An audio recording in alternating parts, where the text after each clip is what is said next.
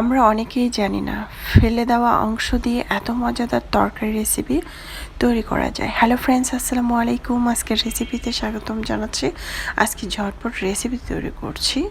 প্রথমে একটি প্যানের মধ্যে তেল দিয়েছি 4 থেকে 5 টেবিল চামচ, পেঁয়াজ কুচি 1 কাপ, আদা বাটা রসুন বাটা হাফ চামচ করে দিয়েছি, আর 2টি তেজপাতা ছিঁড়ে একটু ভেজে নিয়েছি। যখন কালারটা চেঞ্জ হয়ে আসছে, কাঁচা গন্ধটা চলে গেছে আদা রসুনে, তখন দিয়ে দিচ্ছি গুঁড়া মশলা।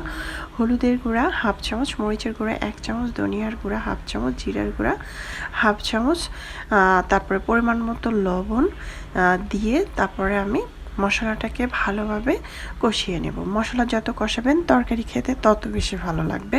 এটা সবসময় আমাদের খেয়াল রাখতে হবে যারা নতুন রাঁধুনি। যখন মশলার উপর থেকে তেল এভাবে ভেসে উঠবে, তখন আমি দিয়ে দিচ্ছি মাছ। আমি এখানে মাছগুলো ভালোভাবে ধুয়ে পরিষ্কার করে চালনি ছেঁকে রেখেছিলাম। এখন এই মাছগুলো ভালোভাবে কষিয়ে নেব। মাছগুলো অবশ্যই ভালোভাবে কষাতে হবে।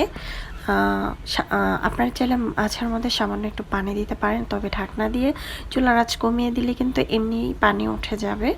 তো আমি মাছটাকে ভালোভাবে কষিয়ে নিয়েছি। এই মাছটা খেতে অনেক বেশি মজা। তখন আমি মাছগুলো উঠিয়ে নেব।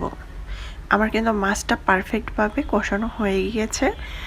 এখন আমি মাছটাকে উঠিয়ে আলাদা করে নিব, না হলে আমি যে তরকারিটা কষাবো তাহলে মাছটা ভেঙে যেতে পারে। তারপর যখন মাছটা উঠিয়ে নিয়েছি, তখন আমি এখানে দিয়ে দিচ্ছি আমরা যে ফুলকপি রান্না করি, কিন্তু ফুলকপির ডাঁটাটা কিন্তু আমরা অনেকে ফেলে দিই। সেই ডাঁটাকে আমি ভালোভাবে কেটে ধুয়ে পরিষ্কার করে এটাকে ছিলে নিয়েছি। ভিতরে একটা শাল থাকে, সেই শালটাকে ফেলে দিয়েছি, হালকা একটু ভাপ দিয়েছি। তারপরে এটা দিয়ে খুব ভালো করে কষিয়ে নেব। এই ডাঁটাটা খেতে এত বেশি মজার হয়েছিল, আপনারা অবশ্যই একদিন হলো ট্রাই করে দেখবেন। আমি অনেকক্ষণ কষিয়েছি, একদম পোড়া পোড়া করে কষিয়েছি। তারপর আমি এখানে মাছগুলো আর পরিমাণ মতো পানি দিয়েছি। পানি দিয়ে তারপরে আমি ঢাকনা দিয়ে ঢেকে 2 মিনিট রেখেছি। 2 মিনিট পর ঢাকনাটাকে উঠিয়ে চুলার আঁচ বাড়িয়ে দিয়ে কিন্তু এটা আমি রান্না করে নিয়েছি। দেখতে পাচ্ছেন। এখন দিয়ে দিচ্ছি ধনের পাতা কুচি। একদম ঝোলটা হালকা হালকা রাখবো, বেশি ঝোল রাখার দরকার নাই। হালকা হালকা ঝোল রাখলে এই তরকারিটা খেতে অনেক বেশি মজার হয়। চাইলে আপনারা ট্রাই করতে পারেন। এটা হচ্ছে ছোট ছোট ইলিশ মাছ।